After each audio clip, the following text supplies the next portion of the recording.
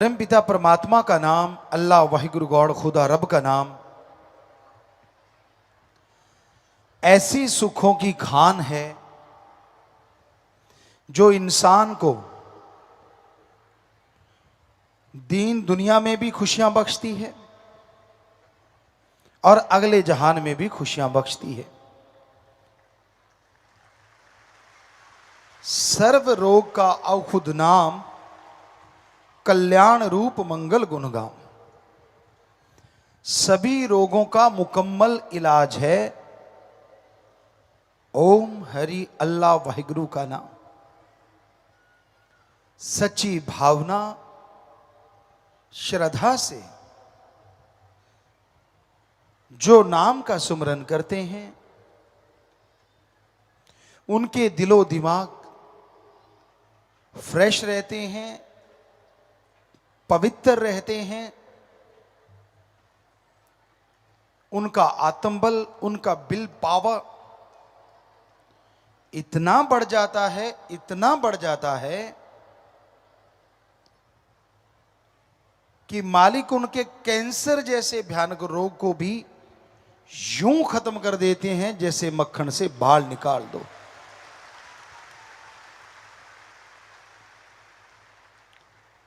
यहां लाखों के साथ ऐसा हुआ है और कंटिन्यू हो रहा है। इसमें हमारा नहीं हाथ। हम तो as a teacher, as a lecturer, as a guide करते रहते हैं। जब आपको दृढ़ यकीन आता है गाइड पे, तो जिसका वो गाइड है यानी अल्लाह वाहिगुरु गॉड, वो अपने आप आके उसके काज संवार देते हैं। क्यों, किंतु परंतु के चक्कर को छोड़ के दृढ़ यकीन रख के जो राम का नाम, अल्लाह वाहिगुरु गॉड का नाम लगातार रिपीट करते हैं, अपने आप को वो ऐसा महसूस करते हैं जैसे चारों तरफ खुशबू ही खुशबू हो, जैसे हवा के समान वो हल्का हो, उड़ रहा हो, जैसे 100% तंदुरुस्त हो, चाहे कोई बीमारियां क्यों ना रही हों, उसके बावजूद वो हमेशा ऐसे तरोताजा रहता है जैसे एक नन्हा सा बच्चा मां के गर्भ से बाहर आके सुकून की नींद सोता है। उसी तरह उस आदमी के चेहरे पे खुशियां आ जाती हैं।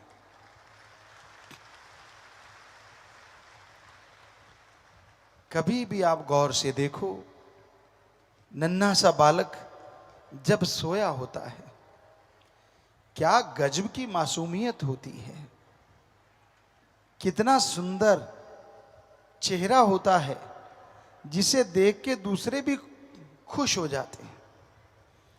उसी तरह जो सेवा और सुमरन करते हैं, उनके चेहरे मालिक के नूर से दमकने लगते हैं, चमकने लगते हैं। और जो भी कोई उन्हें देखता है उन्हें शांति महसूस होती है। बर्फ के पहाड़ों के बीच में अगर कोई खड़ा हो और एकदम से सूरज निकल आए, उसे गर्मी तो आएगी, लेकिन बर्फ के पहाड़ों की ठंडक जाती नहीं, वो एहसास ठंडा ठंडा करवाती रहती है। उसी तरह मालिक का नाम है, सेवा है, अगर लगातार आप करते हैं तो आप बर्फ के पहाड़ों के बीच में होते हैं। जिंदगी जीते जीते कई बार गम का सूरज चढ़ता है, परेशानियों का सूरज चढ़ता है, लेकिन बर्फ के पहाड़ों के बीच होने की वजह से आपको हमेशा ठंडक महसूस होती रहती है और कर्म कैसे कट गए पता ही नहीं चलता। और अगर बर्फ के पहाड़ों के बीच में ना हो, बालू रेत में आप खड़े हो और सूरज अपनी पूरी तपिश लेके जून के महीने में, जैसे राजस्थान साइड हो, जैसलमेर साइड हो, निकलता है तो शरीर झुलस जाता है, चमड़ी जल जाती है। तो वो जो कर्म आपके कट गए हंसते हंसते, अगर राम नाम से ना जुड़े होते, पता नहीं कितने खज्जल खुआर होते, पता नहीं कितने बीमार होते, पता नहीं क्या क्या होता। आप भूलते बहुत जल्दी हो, इंसानी फितरत है वैसे तो ये, पर मालिक की दया में रहमत को कभी भूलना नहीं चाहिए। फितरत क्या है? आपके घर के आगे चारों तरफ पीछे सुंदर सुंदर फूल लगा लो, रात की रानी, खुशबूदार पेड़ पौधे लगा लो। जितने देर लगाया, महीना 2 महीने आपको खुशी रहेगी, असल तो 15 दिन। पहले 2-4 दिन तो आप बड़े गौर से देखोगे, फिर थोड़ा कम, फिर थोड़ा कम। 4-5 महीने बाद आपको यही नहीं पता होता कि आपके फूल भी लगे हुए हैं, आप आदी हो जाते हो। पर मालिक के लिए ऐसा नहीं होना चाहिए। वो रहमतें बरसाता है और आपको लगता हाँ ये तो उसका काम ही है, और जब दुखों का कोई पहाड़ टूटता है तब चिल्ला उठते हो मेरा ये क्यों नहीं किया, और जो किया होता है वो सारा भूल जाते हो। तो उस अल्लाह वाहिगुरु राम का शुक्राना करो।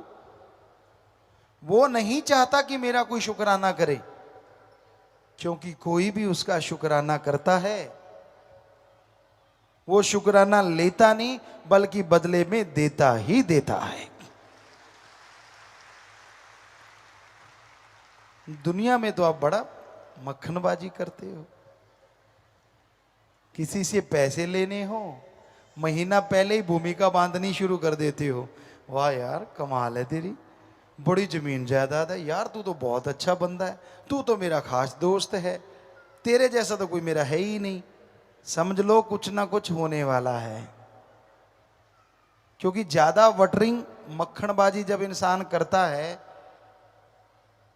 अरे आप तो इंसान में फकीर को नहीं छोड़ते लोग, तो हमारे सामने आम फिरते रहते, घूमते रहते, और जब कुछ लेना हो तो फिर क्या उनके अंदाज होते हैं, आप तो मालिक हो, आप तो जानी जान हो हैं। हम कहते हैं यार इसके अंदर ये क्या हो गया। फिर जब मालिक सतगुरु की निगाह से देखते हैं, अच्छा इतनी डिमांड आने वाली है, आगे पीछे होता हाँ हाँ यार गुरु है, सतगुरु है, ठीक है। पर जब कुछ ज्यादा ही हो ना, घाटा पड़ने के चांसेस या कहीं फेल होने के चांसेस, बच्चों जो पेपर दे चुके या दे रहे हैं, तब देखना हो फिर क्या क्या गुण गाते हैं, फिर क्या कमाल की उनकी तरीके होते हैं। नहीं नहीं यार सतगुरु तो हाँ मालिक यार कमाल है यार, परमात्मा है यार। और जैसी काम निकल गया फिर वही गिल्ली डंडा, तड़ा तड़ा तड़ा तड़ा तड़ा, कोई मतलब नहीं। ये बड़े से लेके छोटे तक सबका हाल है। जब जरूरत पड़ती है तो भगवान जी शहद जैसे लगते हैं, और जब जरूरत नहीं तो उस फाइल जैसे लगते हैं जो अलमारी में लॉक लगा के छोड़ रखी है, जब जरूरत पड़ेगी तो दिखा देंगे रजिस्ट्री है यार मेरे पास, होता है ना। उसको कौन देखता है, एक बार रजिस्ट्री हो गई, जमीन जायदाद आप बहाते हैं, बीजते बोते, एक बार संभाल के रख दी, कभी कभार निगाह पड़ती है। तो आपने अल्लाह वाहिगुरु के नाम की जो रजिस्ट्री करवा रखी है ये थोड़ी अलग है। इसको जितनी बार पढ़ोगे, जितनी बार देखोगे, उतनी ही जमीन जायदाद बढ़ेगी, अंदर बाहर की खुशियां बढ़ेंगी।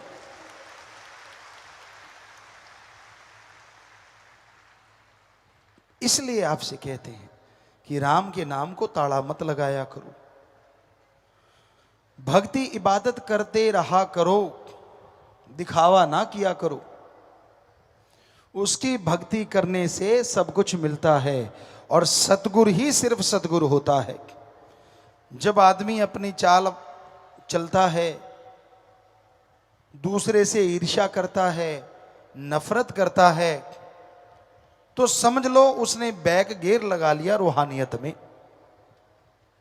संत कहते हैं सबसे प्यार करो, पर आपको लगता है ये इतना आगे निकल गया, उससे ईर्ष्या शुरू कर लेते हो।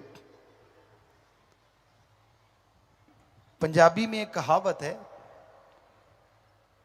कि कार्य दो तरीके से पूरे होते हैं, या तो रीसा नाल या फिर प्रीता नाल। कि या तो इंटरेस्ट इतना हो जाए कि पूछो मत, जुनून बन जाए, या फिर किसी की नकल करो कि चलो यार ये सतगुरु का प्यार है तो मैं भी भक्ति करूंगा, मैं भी सेवा इबादत करूंगा, मैं भी इतना प्यारा बन जाऊंगा, तो आगे बढ़ सकते हो। अगर जड़ा ची दाती पाउंदे रहोगे तो तुहाडियां जड़ां कट्टियां जानियां।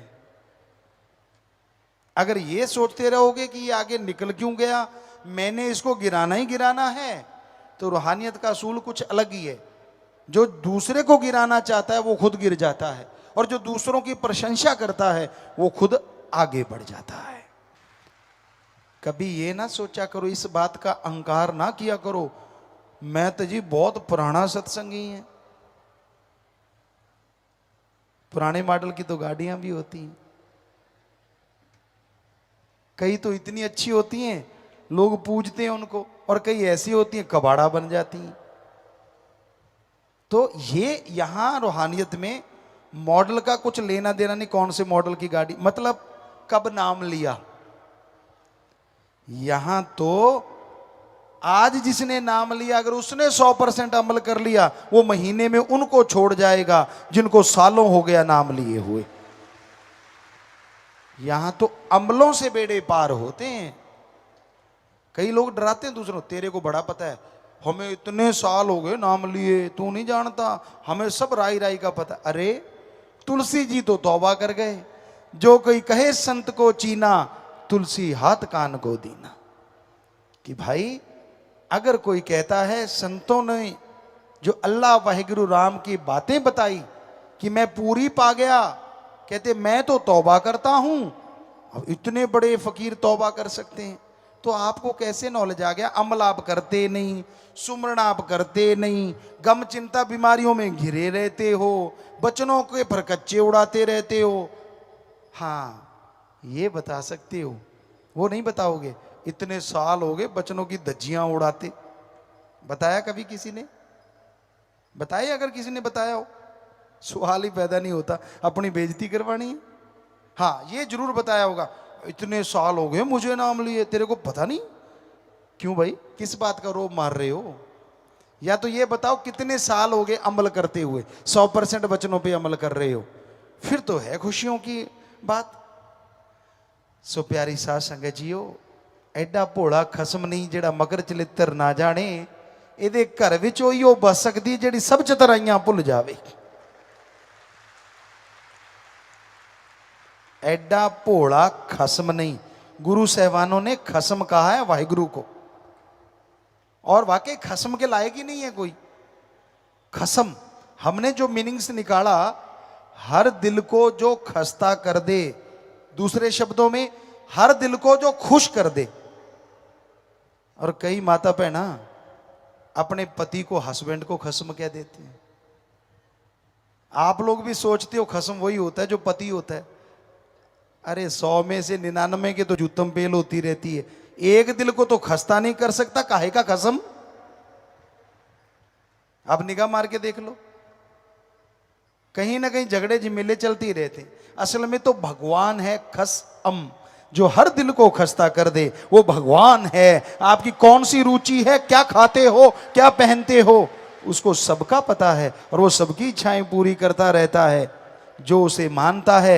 इसलिए गुरु साहबानों ने वाहिगुरु राम को ही खसम कहा, उनकी महिला बने। तो सच्चाई तो सच्चाई है, हर धर्म में ये देखा गया। सूफियत में, रूहानियत में संत पीर फकीर अपनी रूह मान के भगवान को अपना पति परमेश्वर माना।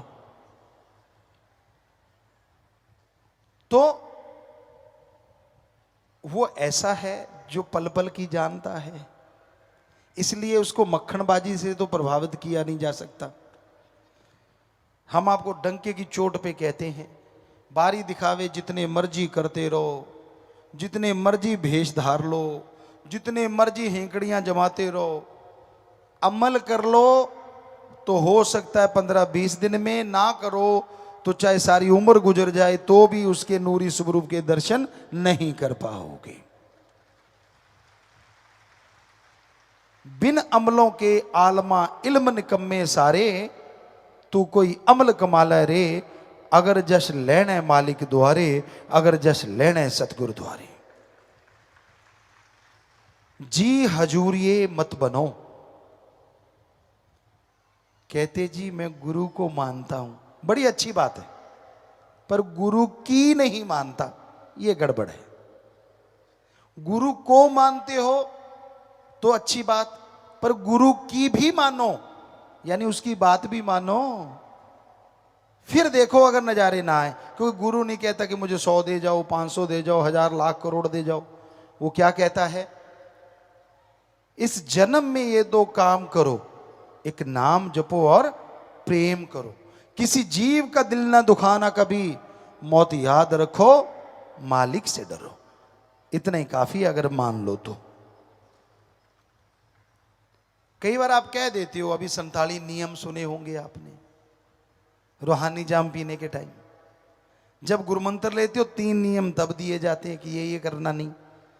आप कहते हो जी इतने नहीं मेरे से माने जाते, चलो फिर एक मान लो। एक तो मानना ही चाहिए ना, आदमी को शर्म आनी चाहिए, बाकी सारे छोड़ देते हैं, एक मान लो। ध्यान से सुनना, आगे भी एक बार आपको बोला था, आप बुरे कर्म कर लेना, पर एक बात मानना, यहां अल्लाह वाहिगुरु राम ना हो, वहां बुरा कर्म कर लेना। एक ही बात है बस, बाकी ना करो। एक तो मानोगे ना, शर्म आनी चाहिए, एक तो माननी चाहिए गुरु की, बाकी ना मानो। कि यहां अल्लाह वाहिगुरु राम हो, वहां बुरा कर्म ना करो, बस बात खत्म। और आपकी जानकारी के लिए बता दें, आपके अंदर कण कण में, जर्रे जर्रे में, इस जहान में, उस जहान में, हवा में, पानी में, आकाश में, आग में, तूफान में, हर जगह भगवान रहता है। ये वैसे जानकारी दी है आपको।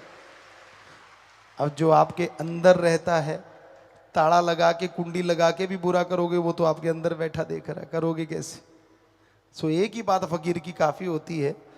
वो कहते ना, ओदी टक टक ते ओदा 61, वो वाली बात है। तो एक ही मान लेना भाई, ज्यादा नहीं माननी। तो आप रोज हमें दोष दे, इतने गुरुजी बच्चों, इतने कैसे मानूं, चल एक मान लो, बात ही खत्म। ठीक है, एक से एग्री हो जाओ, बात ही खत्म हो गई। पर ये एक मानने में आपको पता ही है क्या बताएं। अब ज्यादा पर्दा ना उठाएं तो अच्छा रहेगा, पसीने छूट जाते, कहने का मतलब। रूहानियत में अगर छोटे बने रहो ना, तो बहुत ज्यादा बड़े बन सकते हो। ये रूहानियत ऐसा मार्ग है, यहां जो डूबता है वो तैर जाता है, और जो तैरता है वो डूब जाता है। यानी डूबता मतलब जो दीनता, नम्रता सारी लाइफ पकड़ के रखता है, उसे वाहिगुरु अल्लाह राम खुशियों से माला माल कर देता है। और जो तैरता यानी अहंकार करता है, वो हमेशा मारा जाता है। इसलिए भाई, दीनता नम्रता का पल्ला ना छोड़ो, उसको पल पल की खबर है। वो पर्दा रखता है, कोई आपके अच्छे संस्कार होंगे, आपको जताता नहीं, कोई आपके अच्छे विचार होंगे, पिछले जन्मों की कोई भक्ति होगी। पर यह मत समझो कि आपने अल्लाह को, राम को, सतगुरु को बुद्धू बना लिया, फिर तो गए आप। क्योंकि आप अपनी बुराइयां छुपाओगे, वो आपके दिमाग पे बोझ बन के आपकी आत्मा को कचोटती रहेंगी, तड़पाती रहेंगी। बहुत सारे लोगों से वास्ता पड़ता है।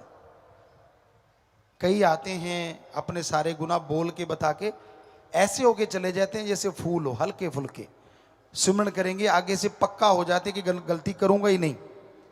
और कई आते हैं, तुझे देखिए केर सांगरी, उसमें केर होता है, पंजाबी जी कहते डेला, गोल गोल कंचे होंगे, बच्चे गोलियां खेडते। कई यह जा गप छड़ते है, गोल मोल करके माफी ले जाते हैं, यार दसना भी ना पवे और अपना काम भी निकल जे। फिर वही गल आ जाती, एडा भोला खसम नहीं, कि वो तो सबकी जानता है ना। मर्जी आपकी है, आप बोझ के तले जिंदगी जीना चाहते हो, जियो, और अगर आज़ादी से खुशियों से हो गया सो हो गया। गलती इंसान से होती है, भगवान से नहीं। हो गई फिर तौबा कर ले, मान ले और आगे से उस गलती को दोहराए ना, तो मालिक की दया में रहमत से माला माल होता जाएगा। ये हम आपको गारंटी देते हैं। पर अगर करते हो चतर चलाकी, और वो भी फकीर के साथ, अल्लाह राम के उस बंदे के साथ जिसका जीवन और एक एक श्वास सबका भला करना होता है, तो अब खुद सोचो, एक और गुनाह करते हो, एक और पाप करते हो, माफी तो कहां मिलेगी। पर फिर बेइज्जती हो जाती है। कईयों का तजर्बा है कि अगर बता दो तो फिर गुरुजी गुस्से हो जाते हैं। ये नहीं पता उस गुस्से में भी कितनी नियामतें बख्श जाते हैं, क्योंकि कबीर जी कहते हैं संतों का क्रोध भी दाती होता है और दुनियादारी का प्यार भी घाती होता है। गर्म पानी घरों को जलाया नहीं करते, बल्कि अगर कहीं पे कोई सोरा वगैरह निकला हो ईंटों का, या कुछ ऐसा जख्म हो, गर्म गुनगुने पानी से धो लो तो जो जख्म ठीक हो जाया करते हैं। बस नीम के पत्ते यानी थोड़ा कड़वापन हो उसमें। तो कबीर जी ने लिखा संतों का क्रोध दाती। अगर बाई चांस उन्होंने गुस्से में आपको कुछ कभी कह दिया, पहले तो कहते नहीं, पर चलो कुछ कह भी दिया, तो पता नहीं कितनी दातें बख्श दी आपको, पता नहीं कितने जन्मों जन्मों के जख्म साफ कर दिए जो आप नहीं जानते। दुनिया का प्यार भी घाती होता है, बुरा ना मानना। सत्संगियों को छोड़ के, सत्संगी से मतलब जो अल्लाह वाहिगुरु राम का नाम लेते हैं, चाहे वो किसी भी धर्म के, उनको छोड़ के लोग आपसे प्यार करते हैं। अगर ऊंची पदवी है, ऊंचा ओहदा, राज पहुंच, अच्छे ऑफिसर हो, अच्छा पैसा है, बुरा ना मानना, कहना पड़ता है, सुंदर कोई बहन बेटी है, तो आपके दोस्त वो बन जाएंगे जिनको कभी आपने देखा ही नहीं। पर बच के रहो, दुनियादारी का प्यार भी घाती होता है, घातक होता है। पता नहीं वो क्यों कर रहे हैं इतना ज्यादा। कुछ लेना होगा, कुछ आपसे कारण होगा, कोई मतलब होगा, इसलिए शायद बेगरज प्यार करने वाले हैं जो अल्लाह वाहिगुरु से सच्ची प्रीत करने वाले हैं। वो आज भी हैं, बीज नाश नहीं हुआ उनका। इंसानियत के सच्चे प्रहरी जो इंसानियत के लिए, मानवता के लिए जीते हैं, वो आज भी बेगरज प्यार करते हैं। अब कोई पागल घूम रहा है रोड पे और सत्संगी जाते हैं, उसका इलाज करवा देते। बताओ उनको क्या गर्ज है उससे, बताइए। बीमारों का इलाज करवा रहे हैं, प्यासों को पानी पिला रहे हैं। अपने आप में बहुत बड़ी बात है कि सत्संगी फॉलो करते हैं तो वो बेगर्ज मोहब्बत करते हैं। पर परम पिता जी एक वचन कहते, रहना मस्त ते होना होशियार चाहिए। मस्ती रखो राम नाम वाली, अल्लाह वाहिगुरु वाली, पर होशियारी रखो कहीं परमात्मा का नाम लेके कोई आपकी जेब ना काट जाए। कई इतने भोले सत्संगी होते हैं, कोई वाहिगुरु का नाम ले ले या हमारा फकीर का नाम लेके उपमा करने लग जाए तो उसके सामने सारा खजाना ही खोल के बैठ जाते हैं। आ जा भाई आ जा यार, तो कमाल करती। ऐसा मत किया करो। बहुत ठग फिरते हैं, बहुत शातिर लोग घूम रहे हैं, उनको पता है कि इनको बुद्धू बनाने के लिए चंद अल्फाज काफी हैं। ये अलग बात है, सजा से वो भी नहीं बचेंगे जो आपको लूट के ले गए, पर ना तो उनको सजा मिले ना आपको कुछ हो, इसलिए थोड़े होशियार रहो। मस्ती रखो परमात्मा वाली, राम नाम वाली। तो भाई वहीं पे बात यहां से शुरू की, नाम का जाप किया करो, भक्ति इबादत किया करो, ताकि जन्मों जन्मों की मैल उतर जाए, गम चिंता टेंशन दूर हो जाए और मालिक की खुशियों से आप अंदर बाहर से माला माल हो जाए। आज के समय में नौजवान जो हैं वो बहुत ही नेगेटिविटी का शिकार हैं। जब देखो उनके दिलो दिमाग में नेगेटिविटी छाई रहती है। कोई भी कार्य करना हो, पहले उसकी असफलता का डर दिलो दिमाग में छाया रहता है। कोई बिजनेस करते हैं तो यह ध्यान रहता है कहीं मैं असफल ना हो जाऊं। कोई भी काम धंधा करते हैं, कभी यह सोच के नहीं कि हां मैं सफल हो जाऊंगा, बल्कि हमेशा उनके अंदर यही रहता है, नहीं सफलता मुझे नहीं मिलेगी, मैं पढ़ाई में पास नहीं होऊंगा, मेरी मेरिट नहीं आएगी। गेम खेलने जाता है, नहीं, मैं जीत नहीं पाऊंगा, मैं मेडल नहीं ला पाऊंगा। तो इसे कहते हैं नेगेटिविटी। और इसे दूसरे शब्दों में कहें तो आत्मिक कमजोरी कहा जाता है। जब आत्मा को खुराक नहीं मिलती तो इंसान की सोच भी कमजोर हो जाती है। इंसान यही सोचता रहता है कि हां, मैं कुछ नहीं कर सकता। आप ऐसा क्यों सोचते हैं? क्यों आती है आपके अंदर नेगेटिविटी? क्यों होता है यह सब? तो इसकी वजह क्या है? क्यों इंसान सोचता है ऐसा? इसका कारण सिर्फ एक है, और वो है आत्मिक कमजोरी। इंसान के हौसले पस्त हो जाएं। जब इंसान नेगेटिव सोचता है तो उसका एकमात्र कारण होता है कि उसके अंदर की आत्मा कमजोर हो चुकी है, बलवान नहीं है। हर बात पे नेगेटिव सोचता है, हर बात गलत तरफ लेके जाता है। यहां तक कि बड़े बुजुर्गों के अंदर भी ये चीजें पाई जाती हैं। आपका बच्चा कहीं सफर कर रहा है, यात्रा पे है, तो आप उसका नेगेटिव पहले सोचेंगे। कहीं एक्सीडेंट ना हो जाए, कहीं चोट ना लग जाए, कहीं गलत जगह ना पहुंच जाए, इत्यादि इत्यादि। मां बाप ये भी तो सोच सकते हैं, नहीं, यात्रा बिल्कुल सही होगी, सही जगह पहुंचेगा, क्योंकि उससे पॉजिटिव रेज निकलती हैं। लेकिन ये तब तक नहीं निकलती जब तक आदमी के अंदर आत्मबल नहीं होता।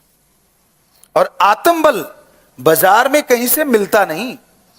आत्मबल के लिए कोई दुकानें नहीं खुली हुई। जिस तरह कोई भी आप साजो सामान लेते हैं, उसकी दुकानें हैं। आप सब्जी लें, रोटी लें, खाना खाएं, कुछ भी लें, यहां तक कि आपके सिर दर्द है, शरीर में कोई परेशानी है, डॉक्टर हैं, मेडिकल के स्टोर हैं।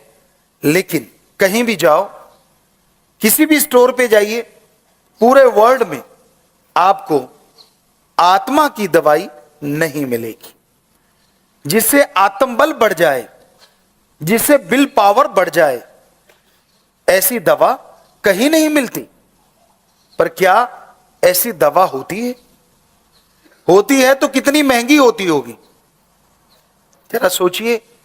इंसान के अंदर हौसला आ जाता है, इंसान हारी बाजी जीत जाता है जब आत्मबल होता है।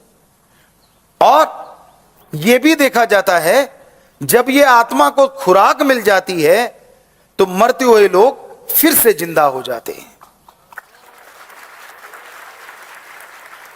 तो इंसान सोचता है वो दवा बहुत महंगी होगी, क्योंकि ये दवा तो सबसे अलग है। मृत संजीवनी कह सकते हैं कि मरे हुए को जिंदा कर दे, हारी बाजी जिता दे। कौन सा बिजनेसमैन नहीं चाहेगा ऐसी दवा लेना? कौन सा बच्चा नहीं चाहेगा कि फेल से सीधा मेरिट पे ले जाए? और गेम में कहां आप तहसील स्तर पे, स्कूल स्तर पे हारते हैं, और कहां नेशनल में गोल्ड मेडल आ जाए, या फिर वर्ल्ड में आप क्वालिफाई कर जाएं, आगे निकल जाएं। कौन नहीं चाहता ऐसी दवा? तो आप लोग सोचते होंगे गुरुजी ललचा रहे हैं। नहीं, ऐसी बात नहीं है। पर आपकी सोच बताते हैं कि वो दवा कितनी जबरदस्त है और वो दवा कितनी कमाल की है, जो एक है और अनेक काम कर देती है। आप कहीं से दवा लो, सिर दर्द की मिल जाएगी, बॉडी के लिए टॉनिक मिल जाएगा, आजकल आ गया, अब जिसमें बहुत से विटामिन, खनिज, लवण सब होते हैं। लेकिन ऐसी कोई दवा नहीं होती जिससे सारे कार्य सफल हो जाएं। तो ऐसी एक दवा है जिसे कहते हैं राम का नाम, ईश्वर की भक्ति, गुरु मंत्र, मेथड ऑफ मेडिटेशन, कलमा, शब्द, गुरु मंत्र, उसके और भी हजारों नाम होंगे। और वो दवा कहां से मिलती है? कौन से स्टोर पे जाएं? किस जगह वो दवा मिलेगी? किसी स्टोर पे नहीं। कोई सच्चा संत पीर फकीर मिले, उसकी सत्संग में जाओ और उसके वचन सुनो और अमल करो।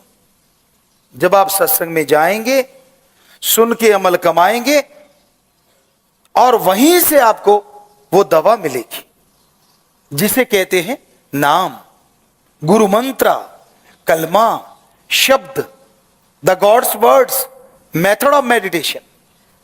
तो वो शब्द ऐसे हैं जिनका अभ्यास करने से आत्मबल बढ़ जाएगा और आप जिंदगी के हर क्षेत्र में, खास करके अच्छे नेक क्षेत्र में सफलता की सीढ़ियां चढ़ते चले जाएंगे।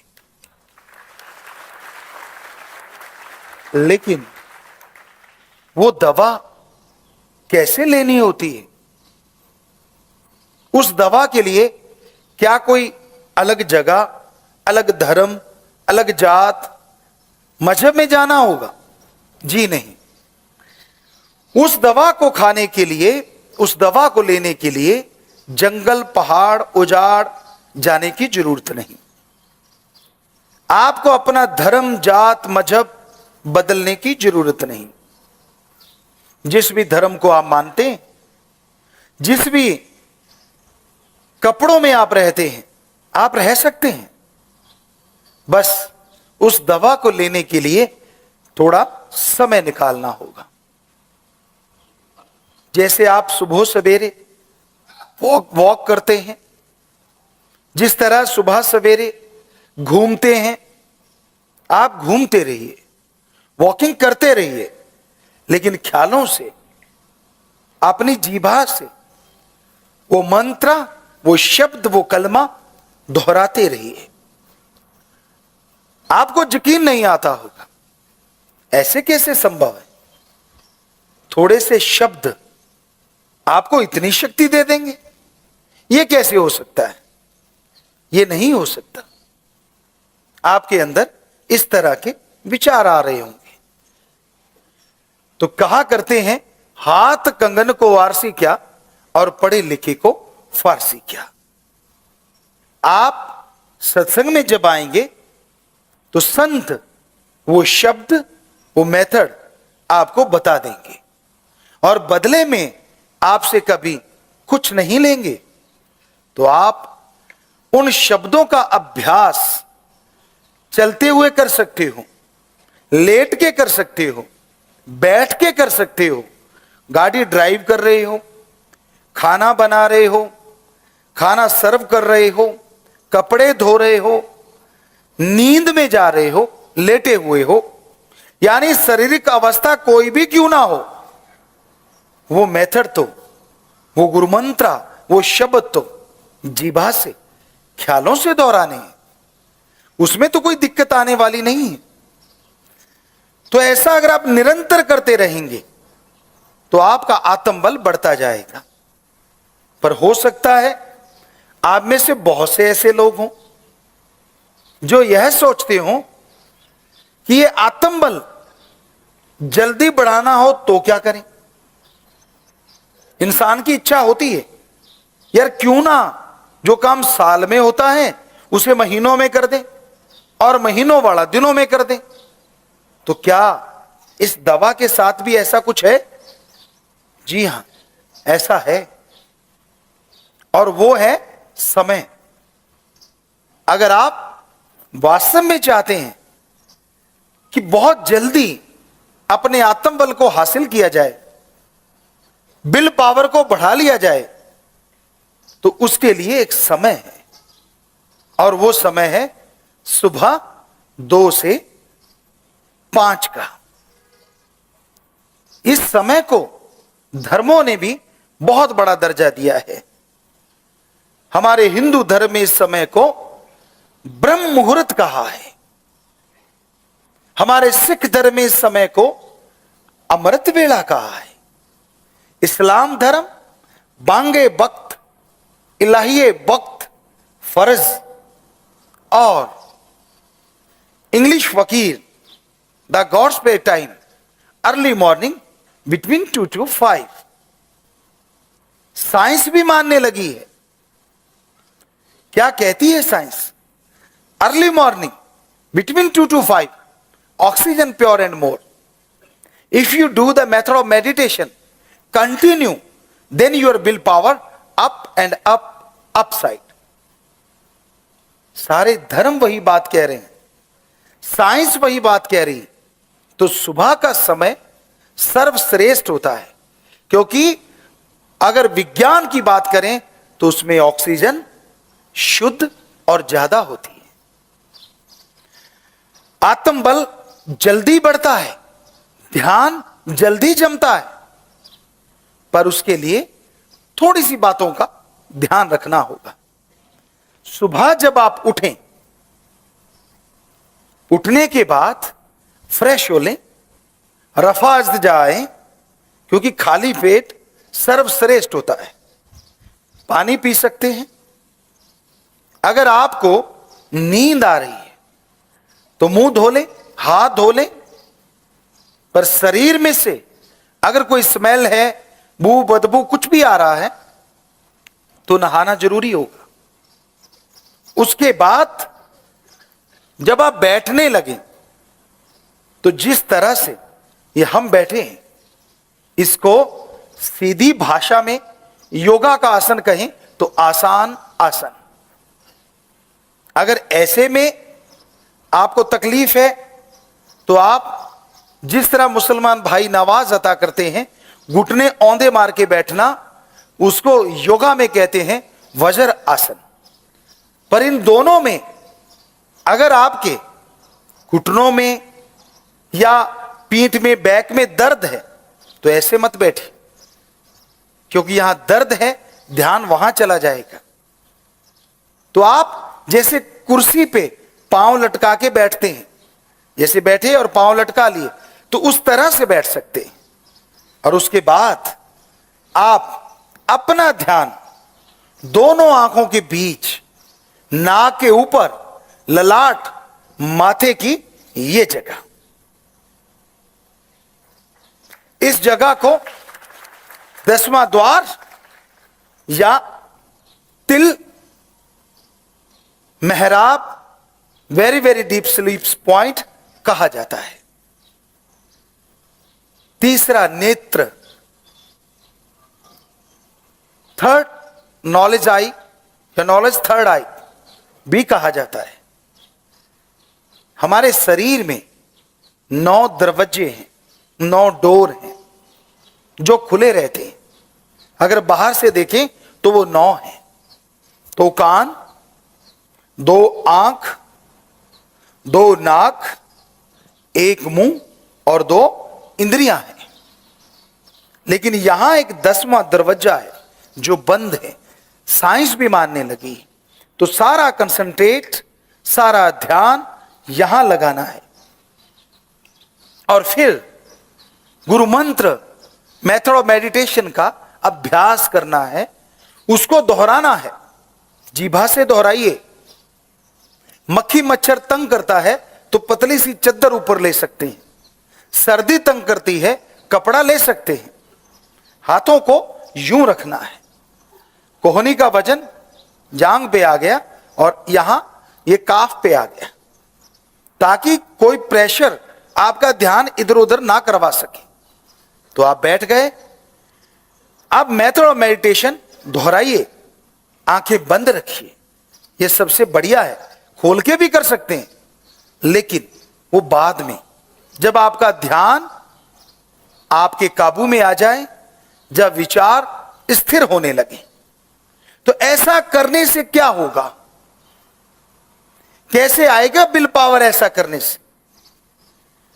जैसे जैसे आप अभ्यास करते जाएंगे, वैसे वैसे आपकी बॉडी में एक ताजगी आने लगेगी, आपके शरीर में एक शक्ति आने लगेगी, जिसका मतलब है आत्मा शरीर में से सिमट रही है। अब आप कहेंगे आत्मा रहती कहां है? सिर से लेके पांव के अंगूठे तक पूरी बॉडी में आत्मा की वजह से शरीर में शक्ति है, सब कुछ है। तो वो पांव से सिमटना शुरू करती है, यहां तक आती है। और फिर एक समय ऐसा आता है कि वो सिमट के यहां पहुंचती है, तो ये होता है आपका आत्मबल का बढ़ने का पहला स्टेप। जबरदस्त तरीके से बढ़नी शुरू होगी, जिसे कहते हैं बूस्ट अप, जबरदस्त तरीके से।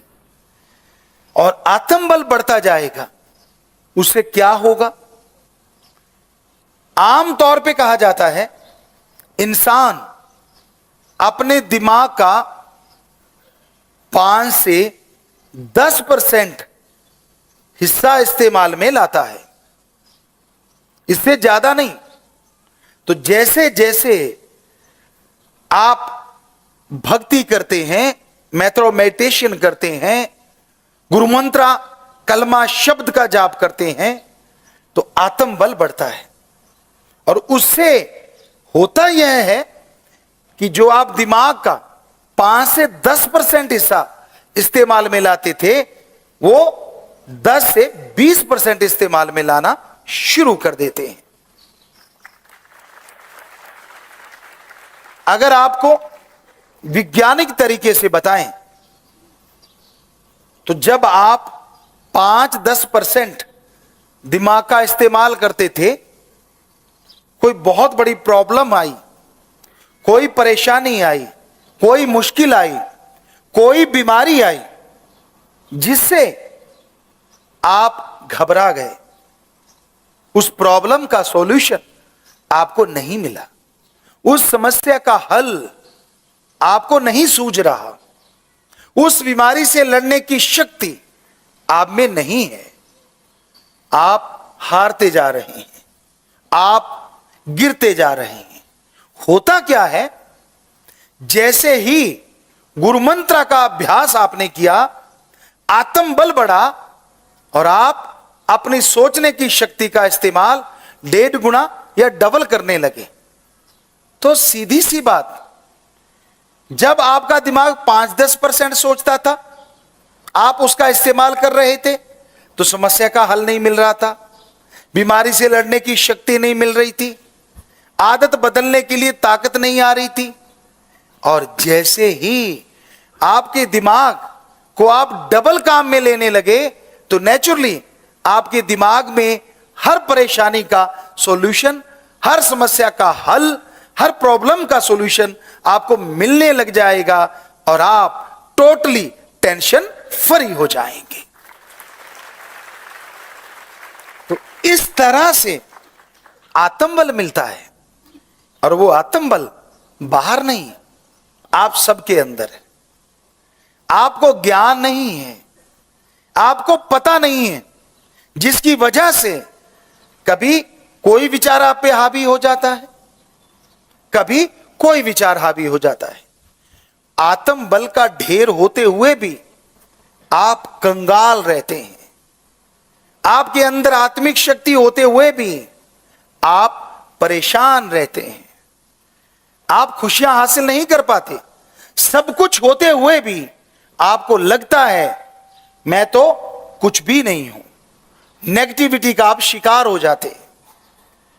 तो आत्मबल आपके अंदर है ना हैरानीजनक बात।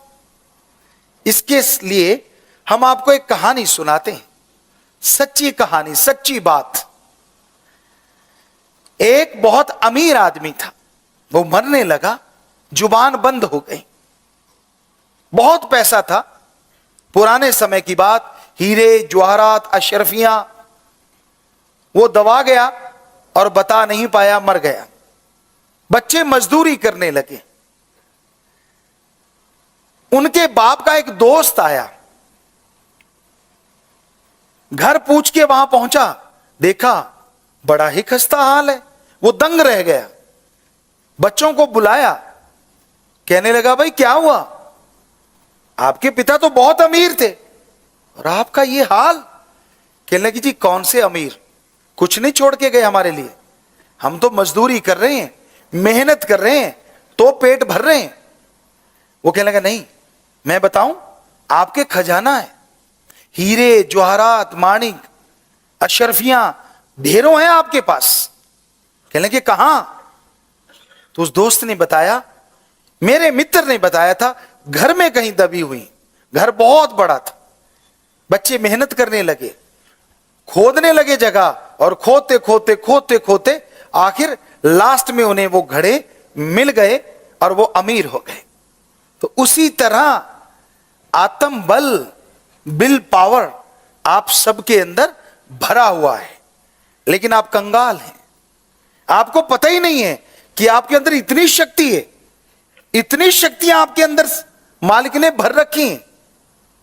तो आपके उस भगवान का कोई दोस्त जो कि संत होता है, वो आए और आपको बताए कि बेटा, तेरे अंदर जो खजाना भरा पड़ा है, तेरे अंदर जो आत्मबल बेइंतहा है, उसको निकालने का ये तरीका है।